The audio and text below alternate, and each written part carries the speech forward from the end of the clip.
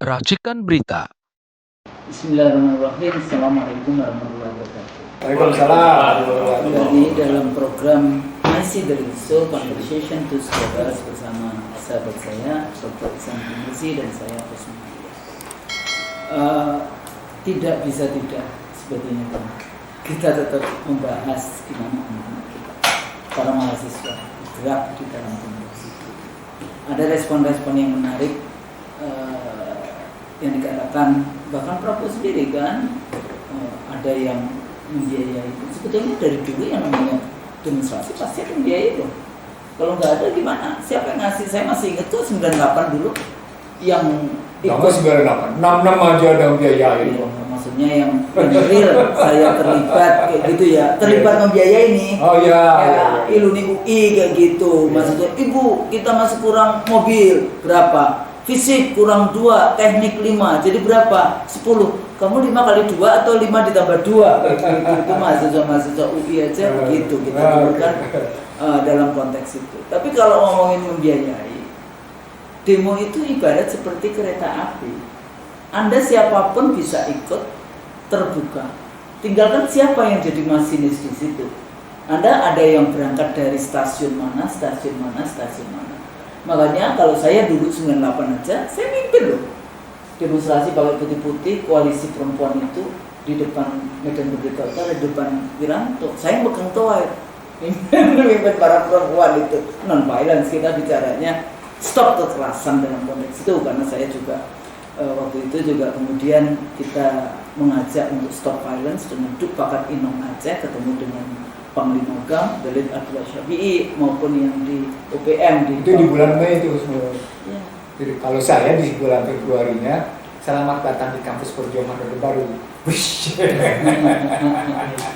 Termasuk juga waktu itu kan yang mulainya yang hari Kamis di FKUI di Salemba. Tapi waktu itu saya katakan kepada mahasiswa, jangan ada yang keluar kampus. Kita kan komunikasi dengan waktu itu wakil rektor 3 yang di IKIP itu kan sahabat kita juga, Mukhlis Rantoni Udin dan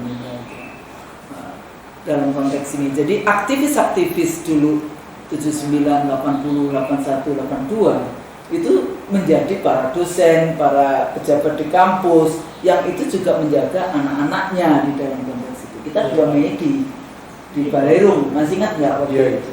Nah, tapi kalau bicara tentang siapa yang baik, ya pasti ada lah kita waktu itu. Siapa yang ini? Kita ngomong dikasih, misalnya dikasih mentahan, kita nggak bisa karena UI tidak masak kayak gitu. Tapi kita arahkan waktu itu dengan Suara Ibu Peduli, dengan LSM yang lainnya. Waktu itu saya ditelepon, Mbak ini ada 200 ayam, kayak gitu kan. Waduh, UI kan nggak ada, dosen-dosen kan nggak ada yang masak kayak gitu. Akhirnya kita lempar ke Suara Ibu Peduli, ke Gadis waktu itu, dan akhirnya diberikan ke rumah makan Padang, keluar sudah jadi nasi Padang. Jam 3 pagi saya masih ingat itu, saya ditelepon, Mbak kayaknya kita kurang nih sarapan untuk mahasiswa di Senayan. Emang sudah berapa yang terkumpul? 35 ribuan. Terus berapa anak-anak kita yang di DPR? 65 ribuan. Ah udahlah nggak apa-apa, itu nanti anak-anak kan makannya sama pacar-pacarnya itu sebungkus berdua. Jadi kalau kita bahas tentang siapa yang cuma persoalannya dulu waktu kita menjadi aktivis mahasiswa, waktu jadi ini, kita akan selalu berpikir bahwa kita akan bertanya kepada dosen, kita akan bertanya kepada sekolah, kita bertanya kepada pejabat, kita dialog dengan para tokoh-tokoh. Itu kan kerjaan kita. Dan sekarang saya lihat ini mahasiswa kadang-kadang ada demo, tapi Anda ngomong sama dosen yang saya tahu persis dosen itu tidak pernah seumur hidupnya jadi aktivis dan demo. Kira-kira bagaimana hasilnya? Nah, jadi ada yang engage scholars gitu ya, akademisi yang dia juga aktivis, itu paham betul gitu ya di lapangan seperti apa. Dan seringkali di kelas saya tanya, kenapa Anda begini, kenapa nggak bertanya kepada yang ini kayak gitu ya, karena kita semuanya terlibat. Nah, kembali lagi, gerakan mahasiswa itu sebetulnya gerakan yang anomali. Karena kan orang tidak bisa terus-menerus jadi mahasiswa kan. Jadi ada waktu yang terbatas, ada ini. Tapi kemudian tuntutan mahasiswa, jadi ada gerakannya, ada tuntutannya, ada leadersnya. Dulu kan seringkali kalau anak UI jaket kuning belum turun, itu biasanya nggak dianggap oleh istana. Kan kayak gitu kita dulu. Tapi terakhir bukan mahasiswa yang turun, tapi emak-emaknya mahasiswa. Karena mahasiswa dihadapkan dengan SKS, dihadapkan dengan kuliah, dihadapkan dengan berbagai macam. Mereka enggak ini. Atau dia dikooptasi. Mahasiswa dipanggil di istana, pulang-pulang dapat handphone, udahlah selesai urusan ini. Tapi pada saat yang sama kadang-kadang saya juga ngeri juga kalau ada para senior aktivis yang Ibu Husnul, kemana ini? Mbak, kemana ini mahasiswanya kemana? Kenapa jadi kita taruh beban itu kepada mahasiswa?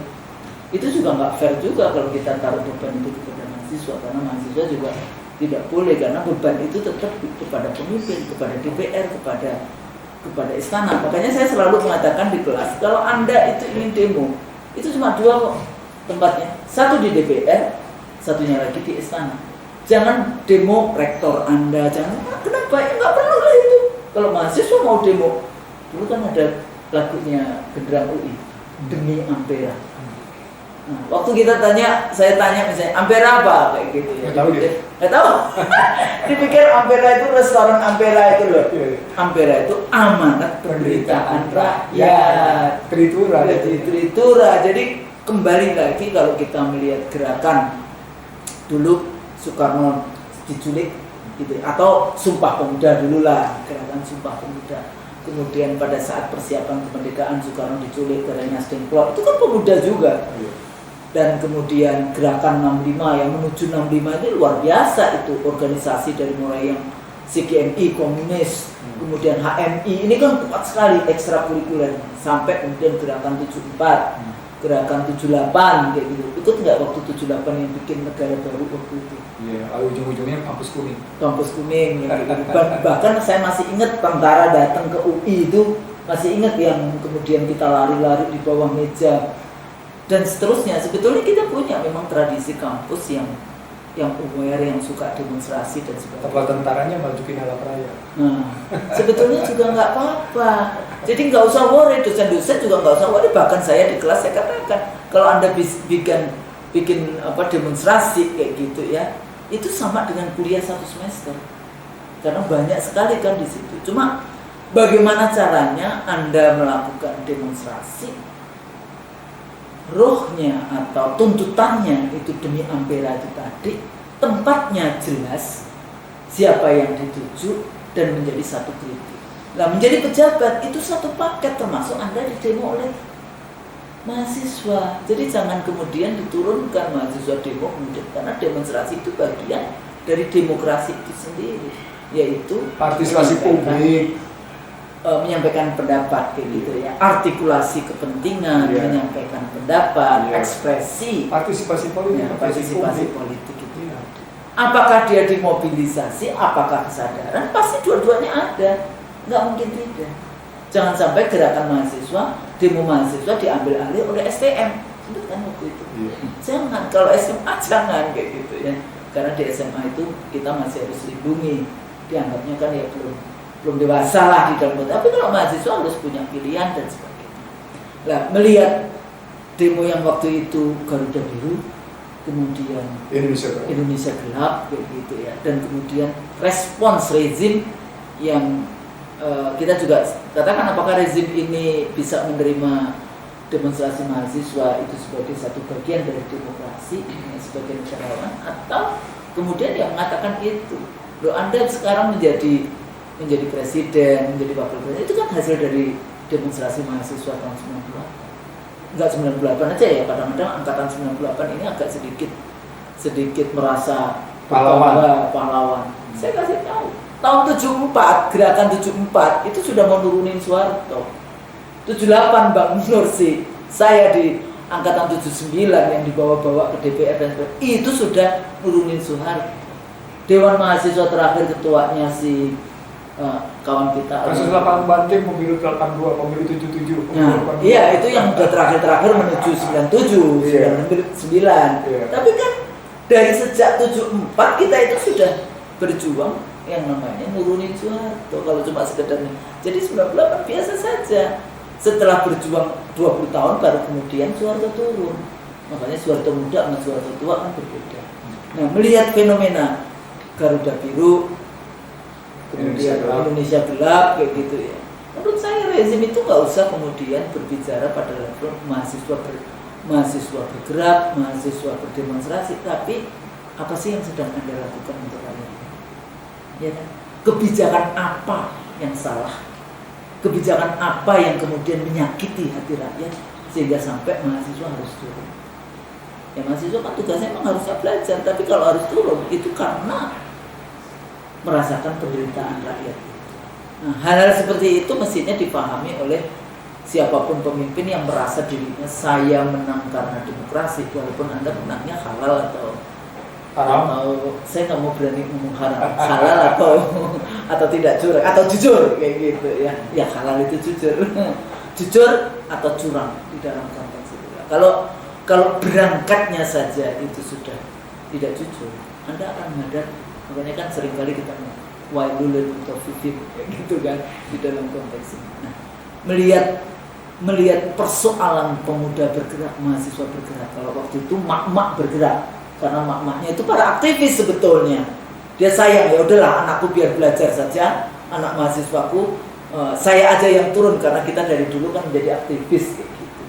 Nah, melihat fenomena, melihat kondisi politikan dalam negeri seperti ini, ditambah yang video sebelumnya kalau kita bahas tentang Trump, kebijakan kita, ketakutan dan sebagainya dengan Trump, pada intinya kemudian kita bicara tentang patriotisme, nasionalisme kita sebagai pejabat di negeri ini seperti apa, belum lagi berbagai persoalan social issues, economic issues, pembangunan yang kemudian makroekonomik, kemudian isu-isu judol, selain judol apa yang mahasiswa pinjol dan sebagainya, itu menjerat yang namanya kehidupan kita berbangsa, terutama anak muda.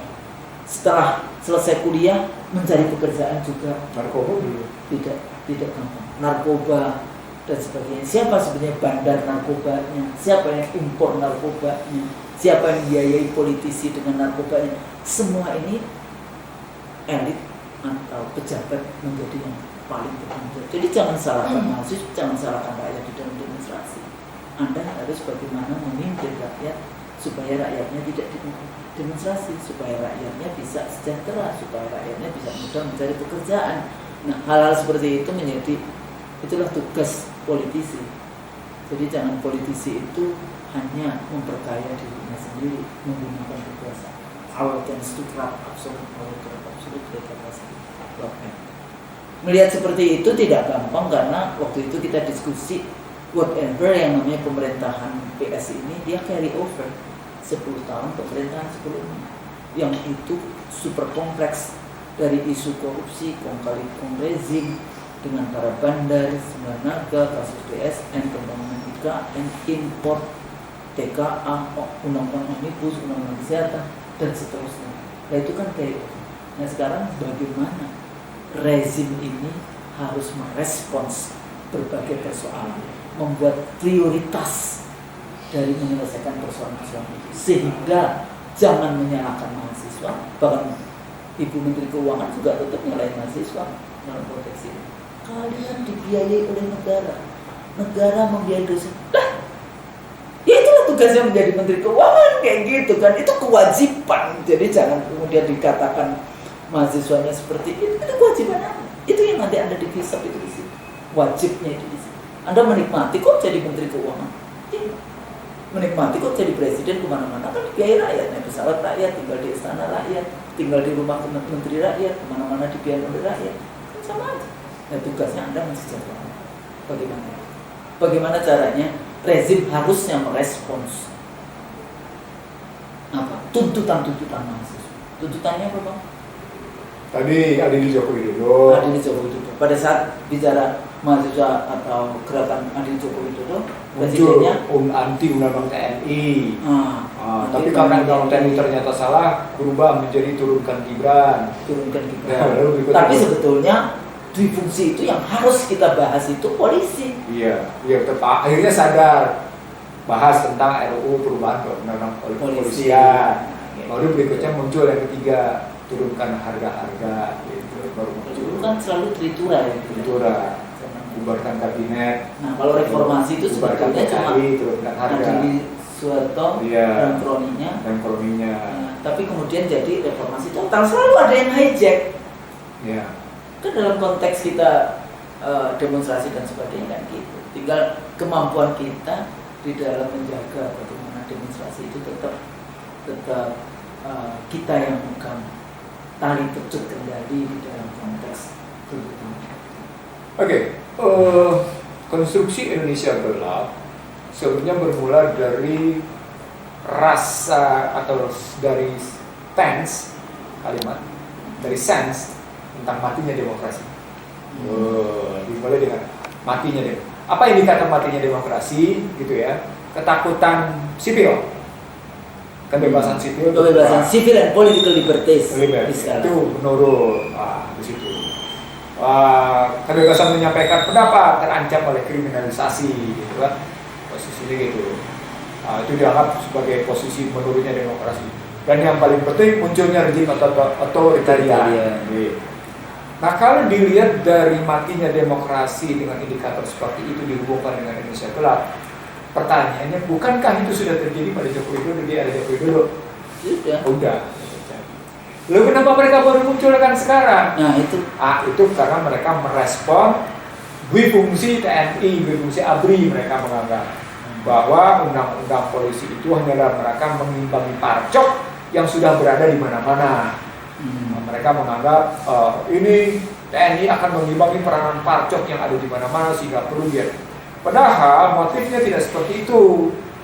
Gerakan yang muncul dalam cerita tentang terhadap RUU TNI itu sebenarnya dalam rangka memperbaiki posisi TNI untuk lebih tegas menyatakan tegakkan sistem hankam rata. Karena memang sumpahnya adalah sistem hankam rata dan mengembalikan posisi TNI dalam cara berpikir yang proporsional, prudensial dan profesional. Bagaimana sistem hankam rata itu bergerak secara lebih adil dan orang tidak kemudian merasa ketakutan dengan sipil bersenjata. Siapa sipil bersenjata? Polisi. Nah, dari situ ketika diketahui ada kesalahan cara pikir terhadap RUU TNI dari kalangan masyarakat dan yang lebih berbahaya adalah RUU Polri, baru mereka kemudian bergeser isunya. Nah, dari posisi Indonesia gelap dengan basis demokrasi mati berpijak pada isu TNI Polri, mengambil sikap sebenarnya ada isu politik lain. Isu politik lainnya adalah soal katakan bagaimana Hasto gitu. Isu Hasto dikriminalisasi menurut mereka karena Hasto dibuktikan upayanya sebagai tidak terlibat, maka mereka diajukanlah pra peradilan, lalu muncullah berbagai ratusan pengacara untuk membela Hasto. Lalu pertanyaan besarnya, kenapa bukan Joko Widodo atau Gibran yang sudah data-datanya sudah cukup yang diproses gitu. Pada saat yang sama sebelum sudah diimbangi dipecatnya Joko Widodo dan Gibran dari PDIP yang dalam kerangka jabatan politik dan kedudukan politik, pemecatan PDIP terhadap Joko Widodo dan Gibran pada hakikatnya adalah penghinaan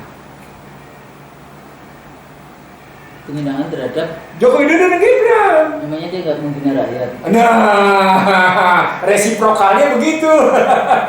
Ini nggak cuma menghina PDIP dengan menempatkan anak Anda sampai menggunakan lembaga Mahkamah Konstitusi, itu penghinaan kepada rakyat, seluruh rakyat, bangsa Indonesia. Dan anehnya saat itu PDIP diam. Nah, makanya kita juga harus kritik juga PDIP, bukan makanya Mama selama 10 tahun juga Joko Widodo naik juga. Makanya Mama sampai memuat di harian umumnya 17 kesalahan PDIP. Iya, jadi rezim Joko Widodo itu mau tidak mau yang harus tetap bertanggung jawab adalah PDIP. Dan yang menarik adalah setiap PDIP tidak terlibat dalam kabinet, kerusuhan selalu terjadi.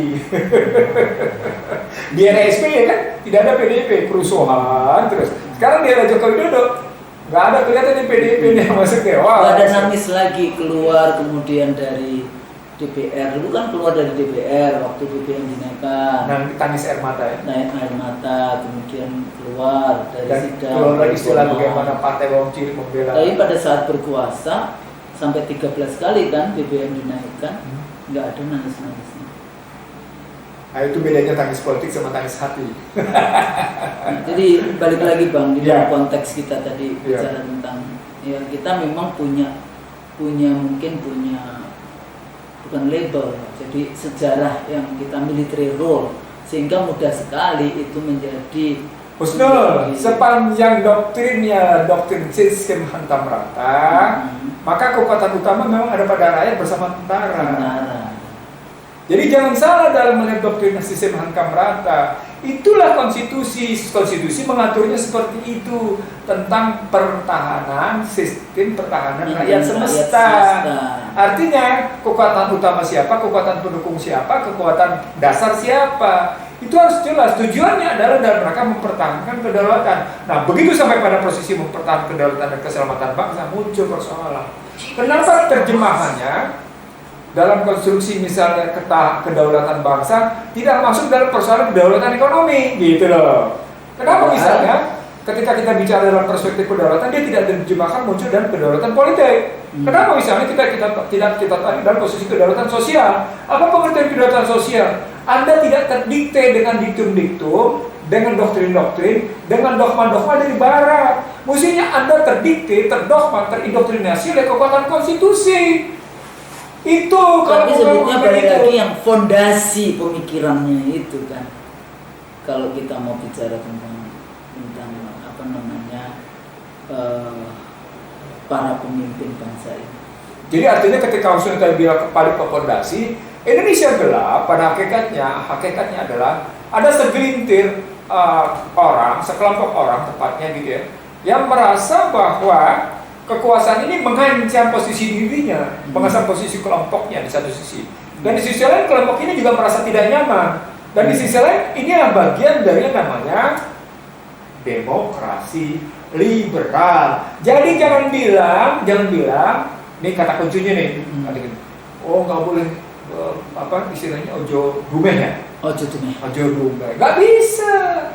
Anda sudah menerapkan demokrasi liberal, pasti ada yang namanya dumeh, pasti ada keributan. Ada.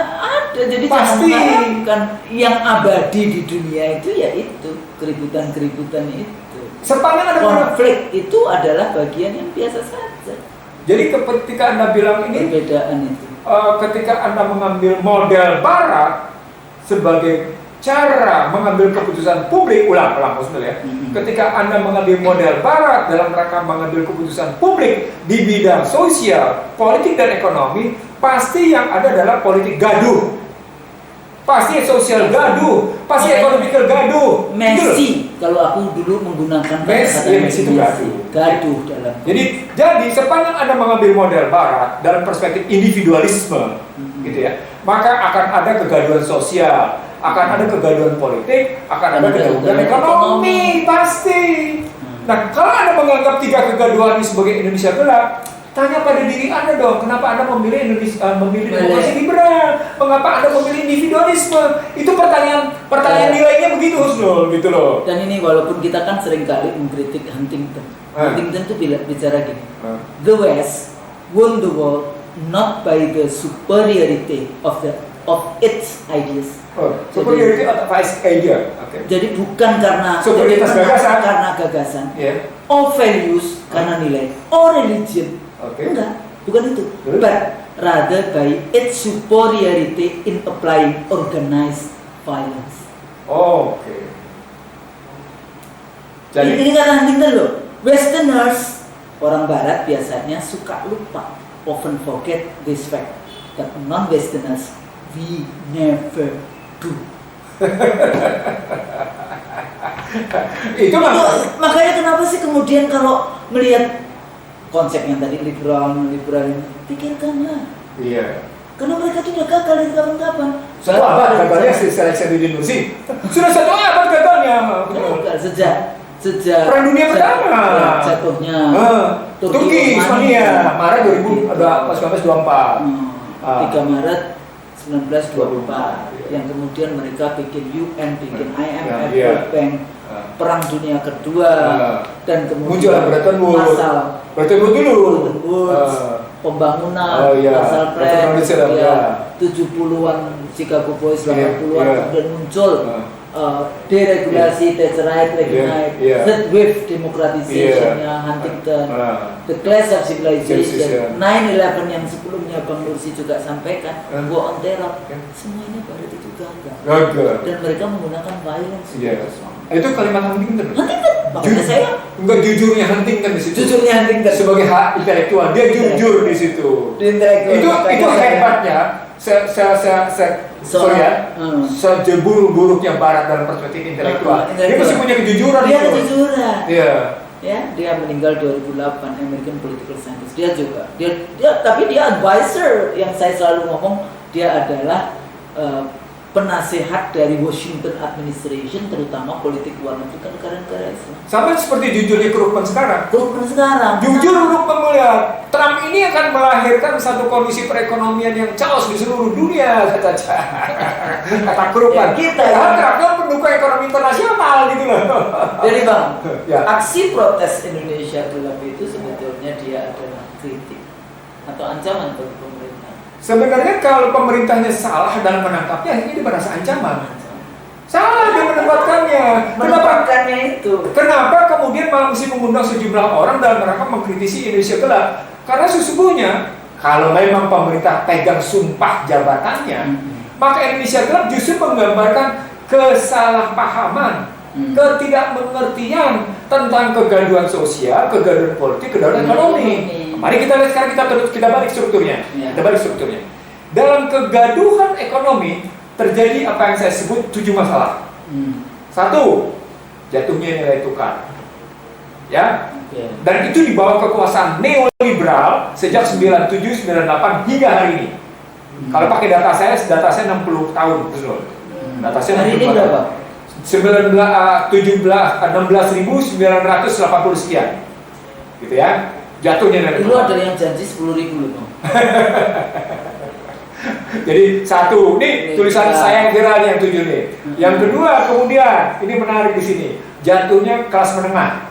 Ya karena sudah daya beli nggak rusak sudah. Jatuhnya daya beli yang sudah saya tengarai sejak 2015 yang ketiga. Oke, posisinya di situ kan. Lalu berikutnya di sini kenal lagi, jatuhnya Purchasing Manager Index.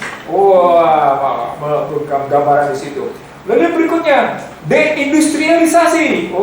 Yang kelima di situ gambarannya kan, ngeri kan. Lalu di sini muncul lagi yang namanya problem apa yang disebut dengan meningkatnya Gini rasio. Berikutnya PHK. Maka terjadilah apa yang disebut dengan menurunnya angka pemudik di 2025 sebesar 24% atau sebanyak sekitar 40 juta. Gitu loh. Nah, itu mengindikasi pemudik saat lebaran. Iya. Saya termasuk juga TKW di DKI. Ngaku ya. Nah, kalau kita melihat yang kejadian kegaduhan ekonomi kayak gitu, sekarang makin kelihatan ketika diserang oleh Trump, jatuh yang namanya harga saham, jatuh yang namanya nilai tukar, lalu muncul ancaman resesi. Iksan Nursi sudah sampaikan sejak awal di semester kedua, kuartal ketiga 2024 akan terjadi pertumbuhan yang tersendat melambat. Orang baru sadar sekarang, maaf ya, orang baru sadar sekarang. Kita sudah ngomongin namanya semester 3, kuartal ketiga, kuartal keempat, situasi itu gitu terjadi. Nah, kalau kita melihatnya begitu, kegaduhan terjadi di ekonomi gitu ya, ya tentu mahasiswa sebagai mahasiswa kalau yang datang kebanyakan dari kelas menengah, dia akan terkena. Maka muncullah kegaduhan politik. Nah, kegaduhan politik naik ke atas, kegaduhan sosial. Apa dampak di kegaduhan sosial? Karena polisinya pilih tebang, aparat penegak hukumnya tidak adil. Gitu loh. Dia kan menjadi centeng. Ya, iya, jadi artinya ketika kita ngambil kegaduhan ekonomi, kegaduhan politik, kegaduhan sosial, dan kemudian balik lagi dan jadi siklus model kita kan siklus nih, model siklus kontra siklikal atau pro siklikal gitu ya, sebagai sumber kajian kita untuk melihat satu kondisi. Maka yang harus kita lihat lebih dalam adalah gitu ya, apakah pemerintah telah melakukan rumusan dengan benar dan mengidentifikasi secara struktural pada fundamental permasalahan. Itu persoalan pokoknya. Fundamental permasalahan. Iya. Jadi sebetulnya kalau jangan hanya cuma sekedar quick win 100 hari kemudian dengan survei 81,sekian% rakyat mendukung, tapi kalau substansinya itu lemah, survei itu menjadi nggak berguna. Ya, survei itu kan mengatakan pernah terjadi kepuasan terhadap Presiden Joko Widodo sampai 80%. Enggak, yang baru, yang kepuasan pada Prabowo. Ya, bagaimana mungkin Anda bicara tentang 100 hari, kalau indikator-indikatornya Anda sendiri sudah menyatakan kami tidak bicara 100 hari. Lalu orang tetap menilai soal 100 hari. Quick win itu sederhana. Ketika Anda menyatakan Anda akan memburu koruptor sampai ke Antartika dan gurun pasir yang paling jauh sekalipun di depan matanya, didiemin.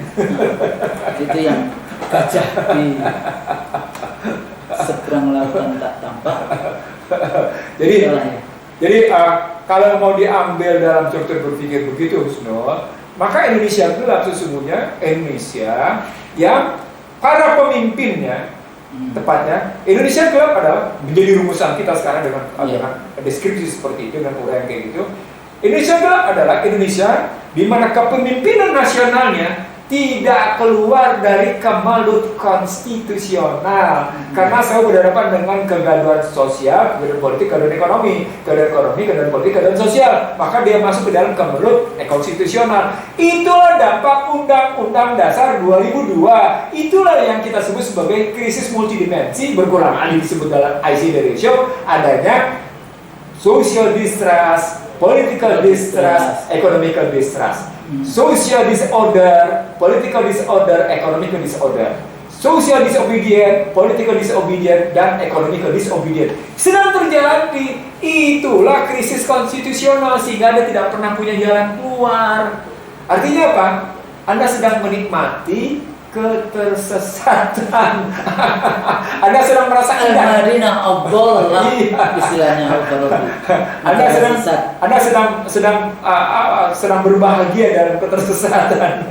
Jadi balik lagi tadi Bang, memang kalau kita lihat rezim PS ya tadi yang saya tentang quick win, mereka kan sangat bangga dengan implementasi dari ini, ada konsepnya, ada makan siang gratis MSG. Kalau MSG itu kan micin tuh.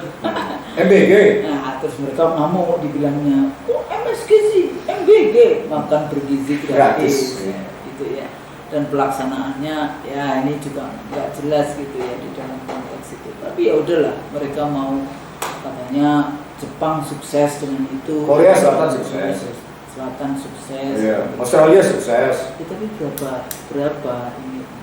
Yang tidak sukses juga Amerika tadi. Amerika juga ngantri itu makan siang. Ekstraktivisme resources di dalam konteks itu, bagaimana menyelesaikan isu-isu pertambangan, eksploitasi pertambangan dan perizinan lah bahasnya. Nah, tapi kan sekarang udah itu izin dibebaskan saja, begitu kan. Nah, kalau yang korupsi tadi, ya memang pertarungan PDIP dengan Sekjen Hasto dengan yang ditangkap dengan segala macam itu tentu saja sentimen, jadi kekuatan PDIP akan selalu muncul dalam konteks itu ya. Cuma persoalannya adalah sejauh mana kemudian mahasiswa membaca itu. Gitu. Kalau saya nggak pernah bisa menyalahkan mahasiswa yang sedang belajar kok disalahkan gitu. Paling jalannya kayak gitu perlu diperbaiki. Isu pendidikan sendiri yang itu langsung mengena kepada ini, dan sekarang gayanya itu kalau ada ketua BEM mengkritisi rezim kan dikeluarkan itu. Tidak dikeluarkan bukan dikeluarkan, keluarkanlah itu. Jadi yang namanya rezim ini surveillance-nya ya kayak menginteli siapa-siapa aktivis, ya kan? Yang kemudian ada sexual harassment lah, yang kemudian plagiarism lah, yang kemudian ini. Jadi kalau ini anak-anak mahasiswa, saya bilang kalau Anda cek ya dirimu kalau sebelum kamu maju jadi BEM dan sebagainya. Karena kalau dirimu itu tidak bersih-bersih amat di dalam konteks itu, kamu melakukan kesalahan, itu sangat mudah kamu akan dikooptasi. Kan itu. Sekarang kan gampang sekali yang namanya ketua BEM itu dikriminalkan. Nah, jadi kalau dulu kan yang namanya mahasiswa, gerakan-gerakan mahasiswa itu kalau kita demo dan sebagainya, itu bukan isu kriminalnya yang diangkat. Dia menjadi dia dipenjara karena politik gitu kan. Proporsional wis. Nah, sekarang kan enggak. Tapi pada saat yang sama kita lihat emang pejabatnya isu ijazah aja. Ini tanggal 15 ya, ada demo di isu ijazah para pejabat.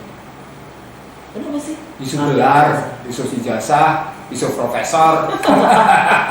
Ini juga isu ya kayak gitu ya. Jadi lagi-lagi adab, akhlak, ya ethics itu menjadi sangat penting di dalam konteks Anda mau berkuasa di mana. Nah, kegaduhan sosial itu menunjukkan jatuhnya moral pejabat yang mengalir ke bawah.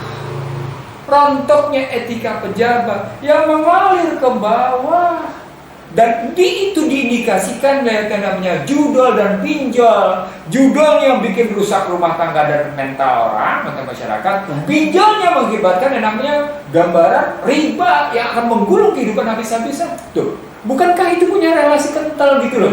Gitu loh melihatnya. Jadi kalau Anda jadi politisi kemudian ngambilnya dari judul duitnya dari duitnya dari korupsi, terus Anda menang dengan cara money politics, menyuap dan sebagainya. Emang Anda bisa kemudian punya dignity? Waduh, berat itu pertanyaannya. Persoalannya kalau kita melakukan semua itu kan kita nggak bisa yang namanya dignified person. Nah, saya pernah, mungkin Usul ingat waktu saya ngasih mata kuliah itu social dignified. Basisnya kan tetap bagaimana social trust, social order, social obedience yang melahirkan political trust, political obedience, dan political order dan political obedience. Basis jelas melahirkan economical trust, economical order, dan economic obedience. Dan itu melahirkan apa yang disebut dengan certainty. Coba, melahirkan kepastian, social certainty, social certainty, political certainty. Kan kita melahirkan begitu. Apa poinnya? Poinnya adalah gitu ya, ketika Anda berkiblat ke dalam sesuatu yang justru menggambarkan, menghasilkan apa yang disebut dengan kegaduhan, dari mulai kegaduhan keluarga, kegaduhan individual, kegaduhan keluarga, sampai dengan kegaduhan negara, maka jangan pernah Anda berani-berani mengucap sumpah jabatan dan sebagainya. Jangan pernah berani mengucap sumpah jabatan juga. Iya. Enggak, artinya para pejabatnya. Iya, para pejabat, tapi anak kita ini juga belajar. Iya, harus belajar. Jadi artinya Indonesia gelap harus dipahami bahwa Anda sedang tersungkur karena Anda telah menyalahi, mengingkari, mengkhianati janji suci para pendiri republik. Itulah Indonesia gelap. Itu yang selalu pertanyaan saya, pernah nggak sih politisi di Indonesia, presiden, wakil presiden, para menteri, itu selalu kalau berdebat, kalau ngomong, ya Sri Mulyani misalnya, yang ngomong di depan mahasiswa, tugas konstitusinya perdebatan menggunakan pasal-pasal konstitusi. Kita dengarkan aja lah ya, whatever yang kita ngomongin Amerika, kita kritik habis karena liberalisme. Tapi yang namanya Obama, Hillary Clinton, itu selalu kalau berdebat itu konstitusi, bicara seperti apa, anggota Kongres konstitusi, si Ilhan Omar kayak gitu ya, konstitusi.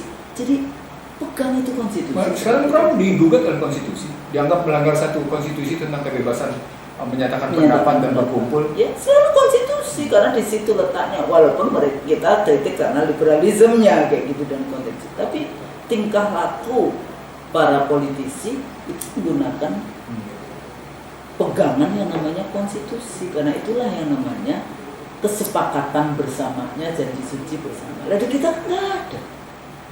Aku belum pernah itu melihat DPR itu berkumur-kumur juga tugas konstitusi itu begini-begini kan. Sepertinya sudah berada di kepalanya dia atau sini. Enggak. Anda itu harus melaksanakan itu. Presiden juga demikian. Jadi tugas misalnya memberikan penghidupan yang layak pada kemanusiaan dan sebagainya. Gimana caranya, polisinya apa?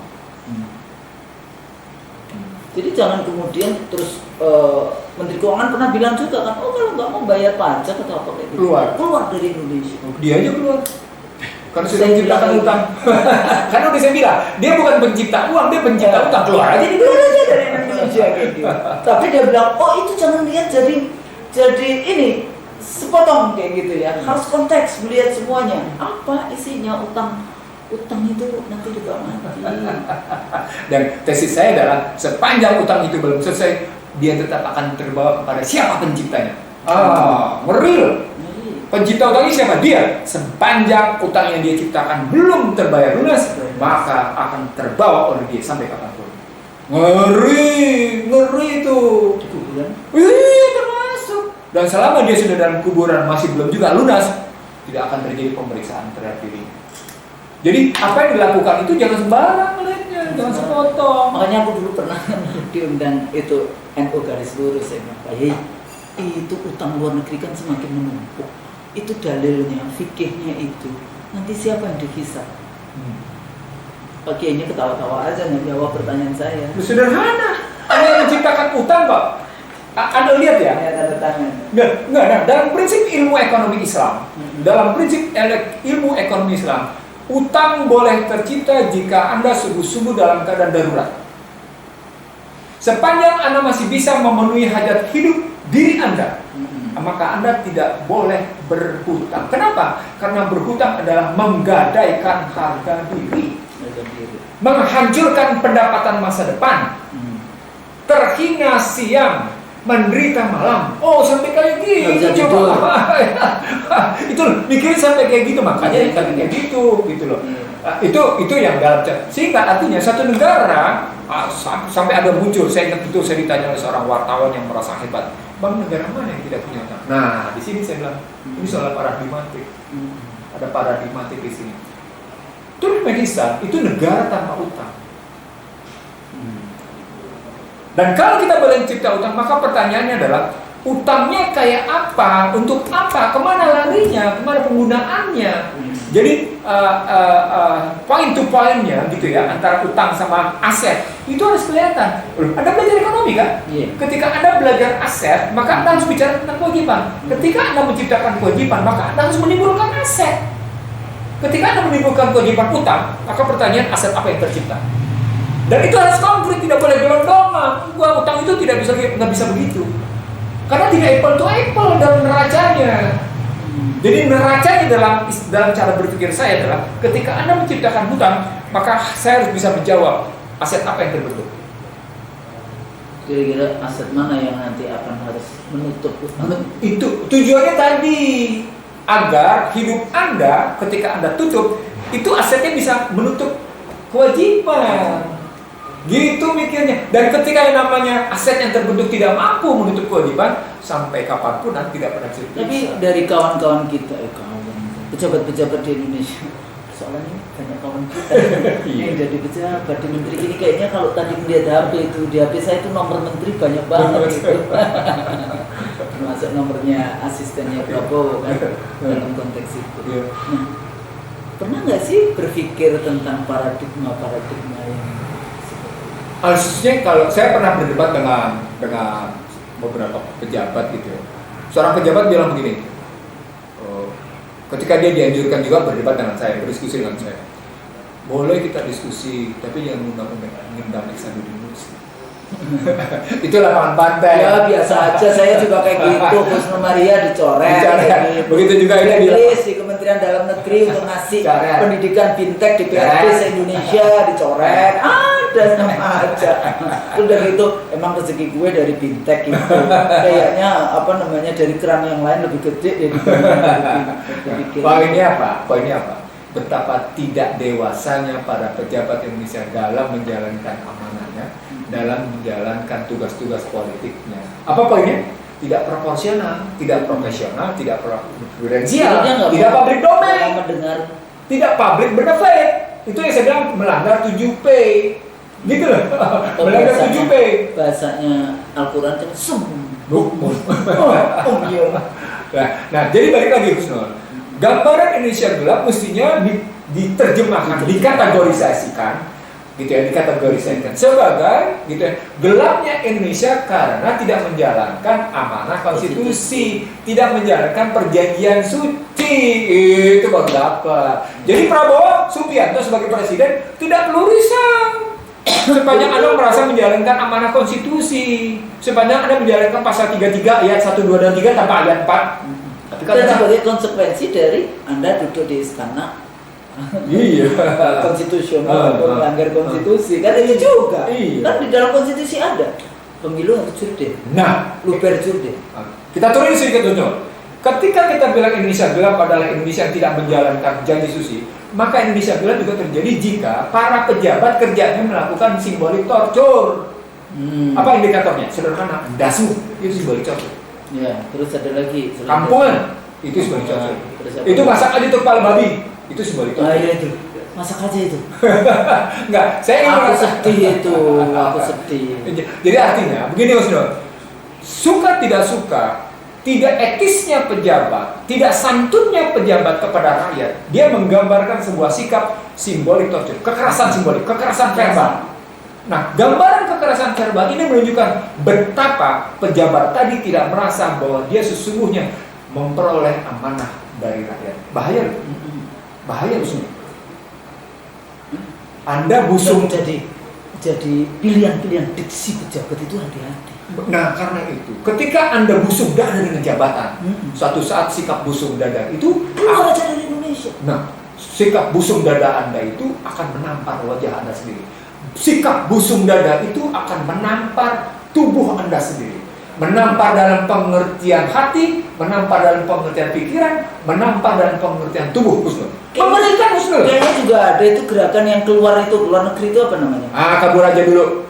Ya, kabur aja dulu. Itu gimana itu? Nah, kabur aja dulu kan sesungguhnya akhirnya responsnya juga begitu. Iya, ya kabur aja.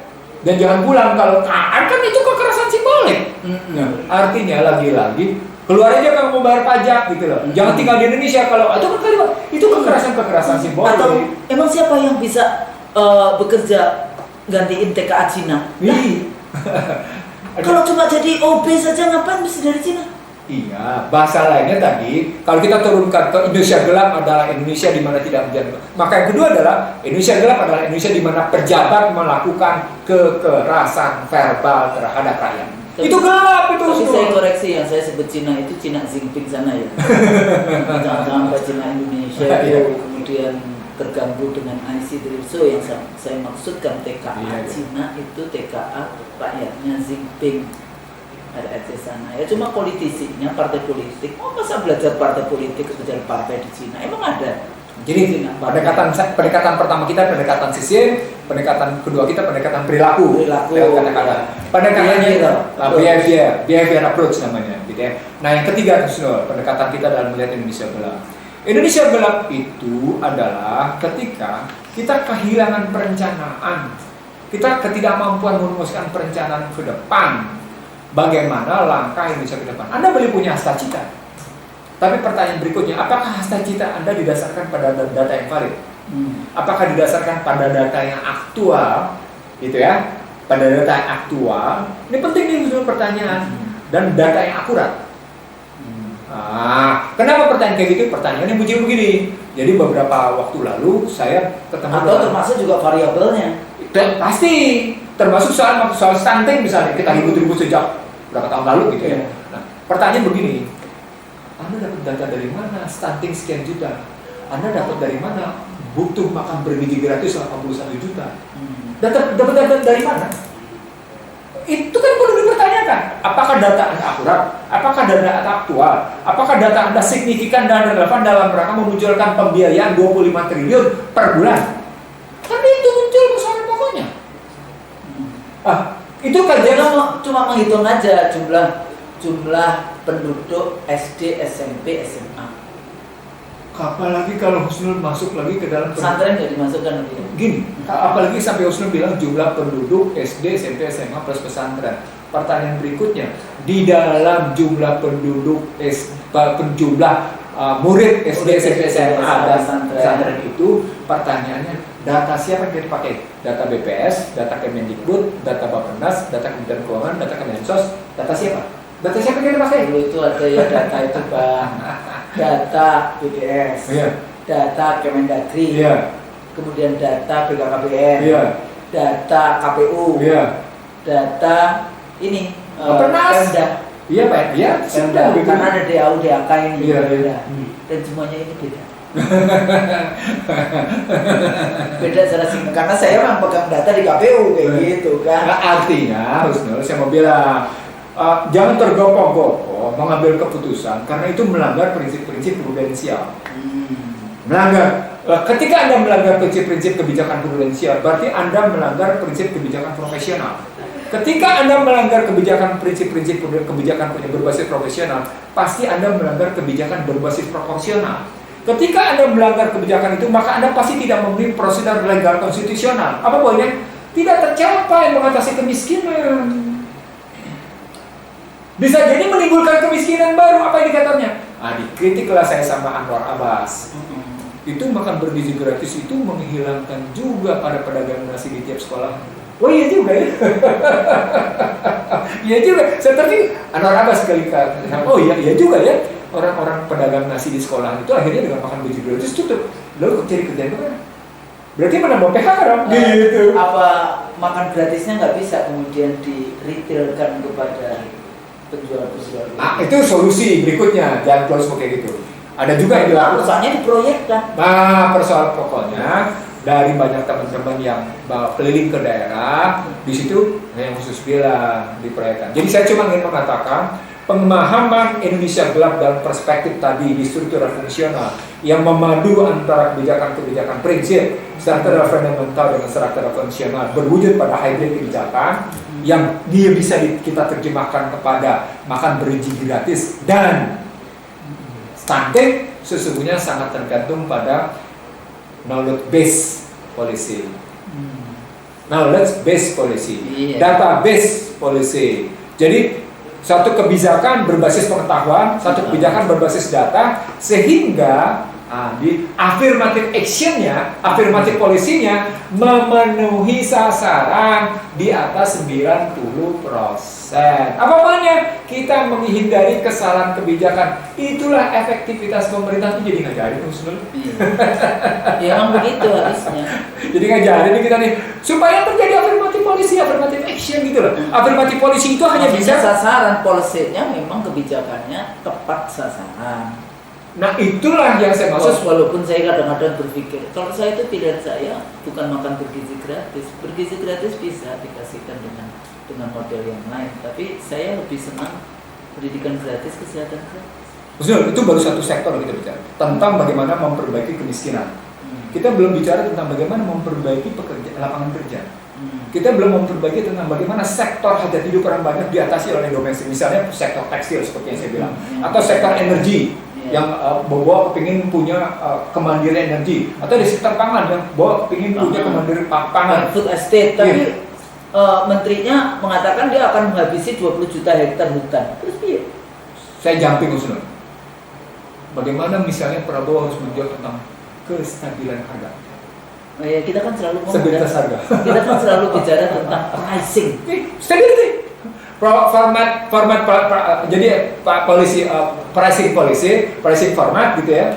Ya. Cabai mahal sekali, saya baru pulang gitu ya Allah. Padahal dari kampung ya. Dari kampung. Di kampung aja cabai mahal kayak gitu ya. Mahal. Semua orang teriak mau lebaran cabai mahal, itu gimana coba? Itu dibilang suruh nanam dulu. Itu price. Itu disebut dengan simbolik cocok. Karena negara mestinya melakukan stabilitas harga di situ, gitu. Jadi kita sudah tahu sejak awal. Ingat nggak ketika Yusuf Kala memprotes tentang cabai aja secara nasional diributkan karena bagian dari inflasi, kata Yusuf Kala nih.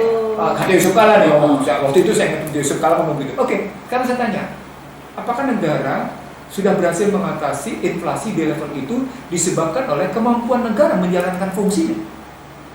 Kemampuan negara menjalankan fungsi pada kunci price stability adalah penyesuaian antara konsumsi dengan produksi. Ya kan? Nah, sekarang pertanyaan, kalau sampai terjadi inflasi, maka yang terjadi adalah jumlah produksi tidak mencukupi kebutuhan konsumsi. Kan gitu. Makanya kemudian terjadi kenaikan harga pada saat yang sama berlaku hukum pasar bebas. Makin tingginya permintaan. Kalau gitu pertanyaan, ini salah produksi atau salah sistem? Kan kalau kita ngambil sumber daya produksi distribusi. Kalau Yusuf Kala cuma hanya melihat dalam konstruksi inflasi disebabkan produksi, maka Yusuf Kala tidak melihat persoalan sumber daya. Itu yang dalam kajian saya. Tapi kalau berlanjut adalah cabai kan cuma salah satu sub sektor. Tapi Bang, dulu itu kan kita ingat nggak zamannya Soeharto?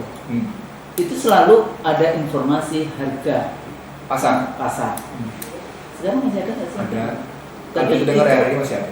Nggak, maksudnya itu bermanfaat nggak? Itu kan sebetulnya ICT, informasi, sistem informasi yang kemudian apakah itu ada kaitannya dengan yang bagaimana negara menstabilkan harga atau itu jadi kayak marketplace juga? Marketplace. Jadi negara tidak mampu karena dia tidak masuk dalam posisi stabilitas harga yang dilakukan oleh Bulog. Di gudang saja, walaupun ada penentuan harga dari pihak-pihak tertentu, tetap saja dicari stabilitas harganya dengan posisi hukum penawaran permintaan. Itu salah satu udang misalnya. Begitu juga yang namanya misalnya bukan hanya udang, pada bawang. Iya, pada bawang merah, bawang putih gitu loh. Impor hampir 100% Cina itu. Artinya ketika hasil masuk di situ, pricing policy sesungguhnya menggambarkan struktur sumber daya, kekuatan produksi dan ketersediaan pasokan dengan mata rantai pasokan pada saat yang sama kemampuan beli, daya beli, purchasing power parity. Ya melihatnya begitu mestinya kalau kita mengambil dulu. That's the point adalah kalau kita mau bicara tentang kebebasan impor pada hajat hidup orang banyak, di sisi lain Anda bicara tentang kemandirian ekonomi. Pertanyaan, logika konstitusional di mana ya?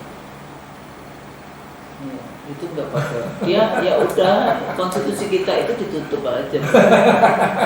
Jadi dia suka-suka aja. Itu yang saya maksud kenapa kajian kepada siapa sekarang yang memberikan bisikan. Kalau dulu kan selalu di Amerika all the presidential men gitu. Ya, semua penasihat laki-laki di sekitar presiden gitu. Ini di sini juga kayak gitu kan. Siapa orang-orang di sekitar presiden yang suka bisikan? Khususnya itu memang ilmu politik di situ. Kalau saya ngambilnya iyalah, saya kalau bahas harga berapa ini paling saya cuma ngamuk aja kalau kalau itu ilmu politik bahasnya tentang begitu. Tapi saya belum sampai pada ilmu politik begitu. Saya mau ngambil dulu mengatakan inilah penjelasan tentang Indonesia gelap butir ketiga yang melihat relasi antara sumber daya produksi dan distribusi dengan menyatakan ketersediaan atas impor yang penting tersedia ada, lalu berhadapan dengan isu tentang kemandirian yang bicara tentang sistem. Coba tuh.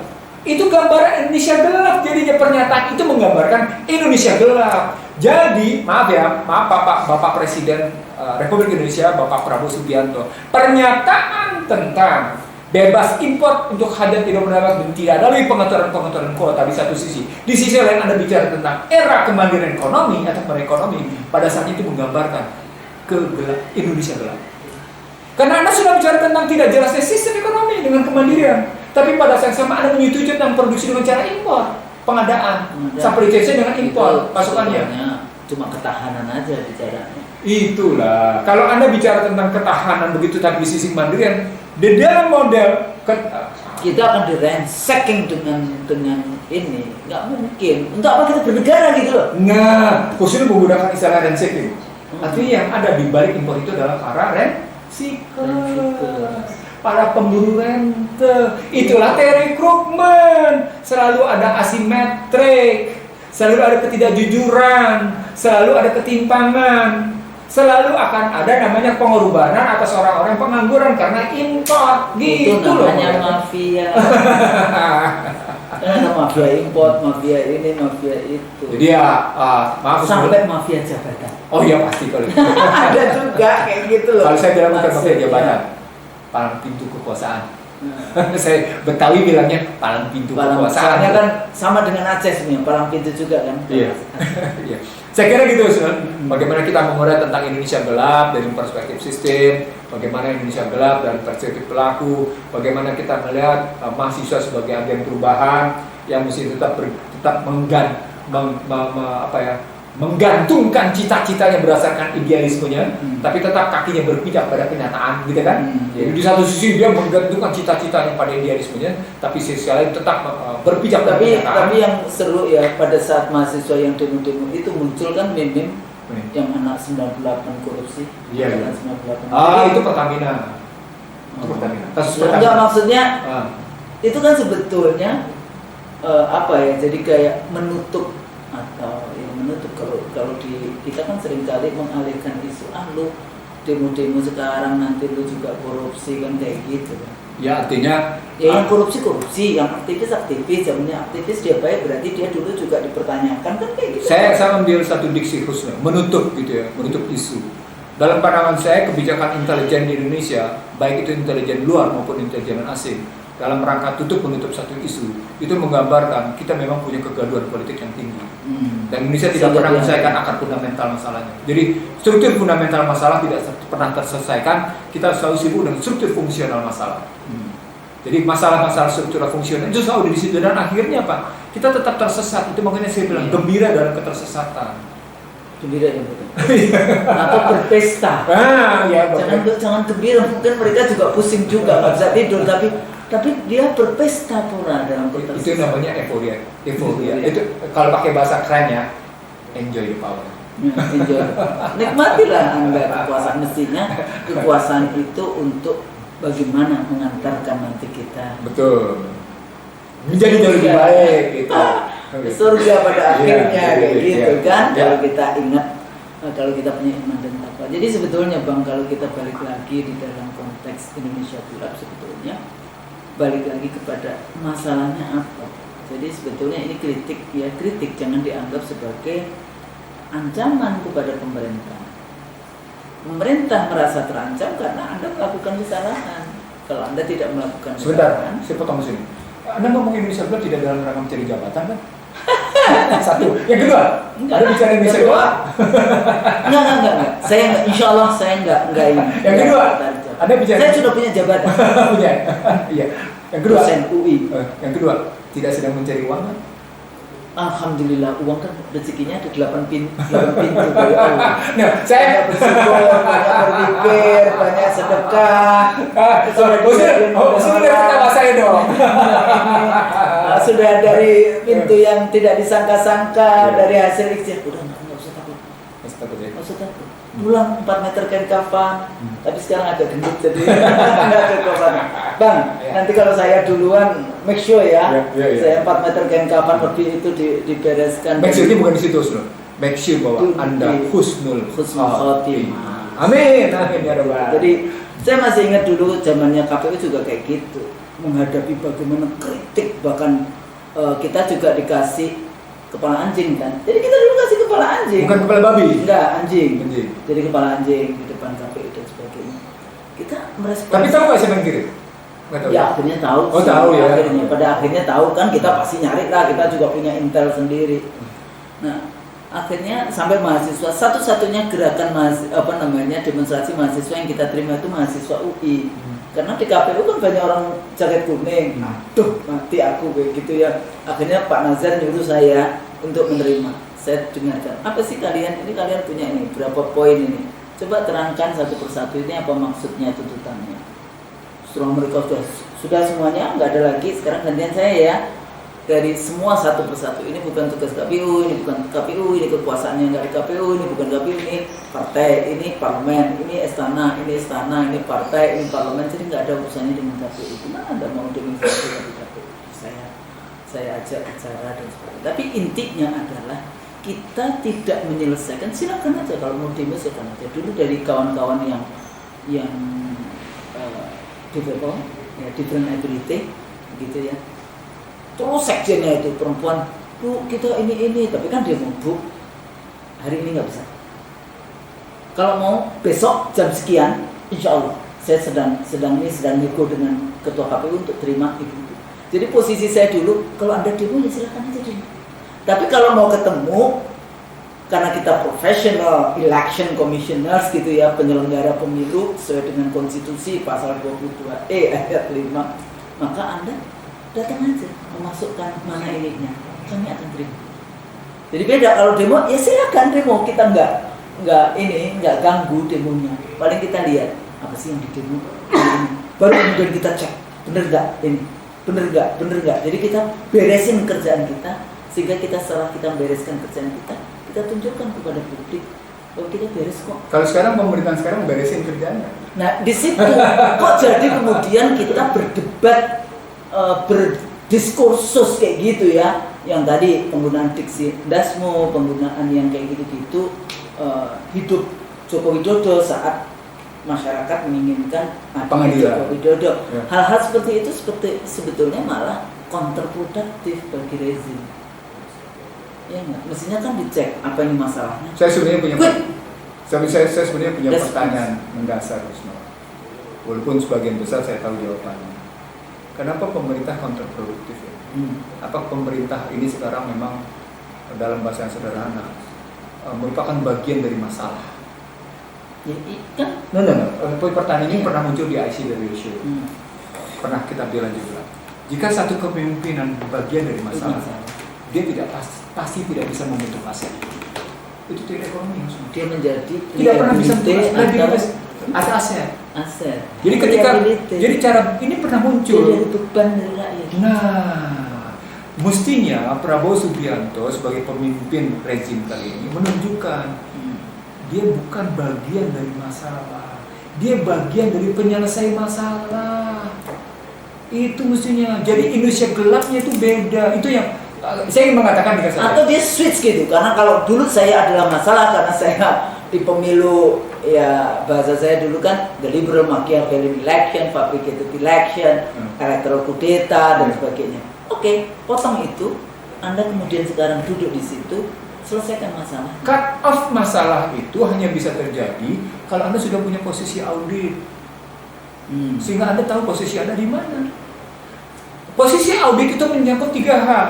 Audit sosial, audit politik, audit ekonomi. Itu baru pemimpin yang benar-benar merupakan bagian dari penyelesaian masalah. Karena Anda melakukan cut off. Masya Allah, masa mesti ngajarin sih Usman? Makanya kan dulu kita ngomongnya kan, apakah Anda bisa cuci tangan dengan rezim Xi Jinping? Ya tentu saja dengan segala kroninya sampai yang ininya di sini, boneka-bonekanya yang di sini. Atau kalau Mulia dibilang cuci darah yang itu Cuci muka dulu.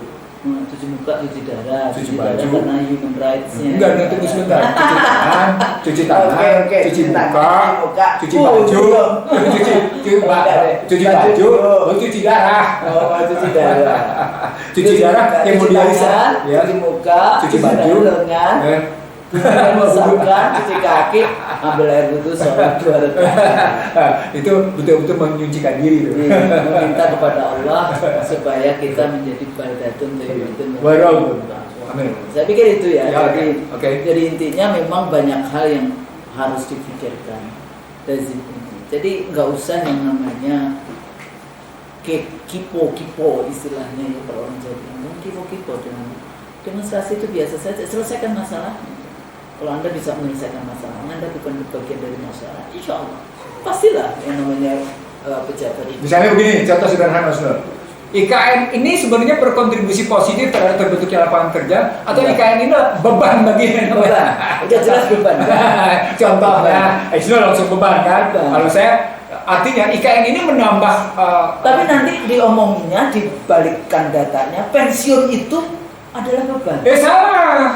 Nah, ibu kita karena Sri Mulyani tidak mengerti tentang bagaimana sebenarnya soal kita membayar pensiun duit kita. Salah. Benar itu.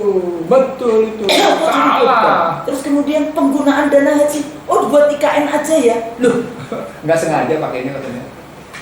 Masa kalau cuma 100-200 ribu boleh lah nggak sengaja. Tapi kalau 100-200 triliun? Ya nggak. Itu cara pemaafan yang ya sebetulnya banyak hal, tapi isinya kalau saya ya.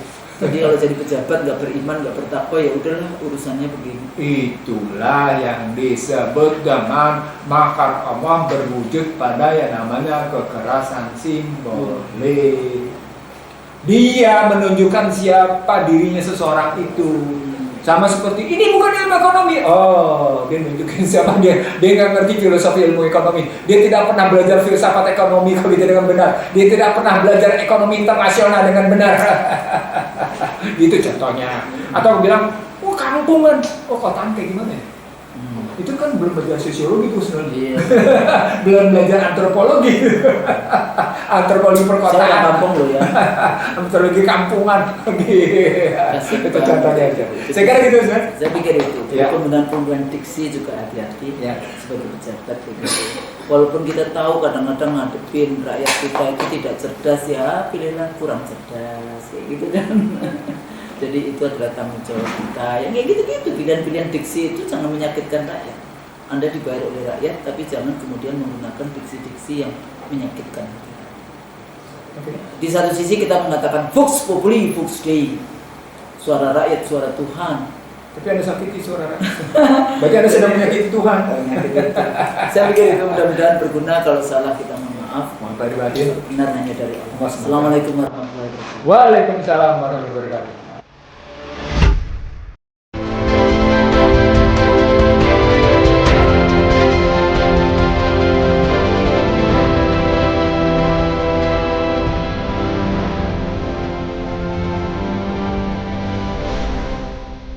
Racikan Berita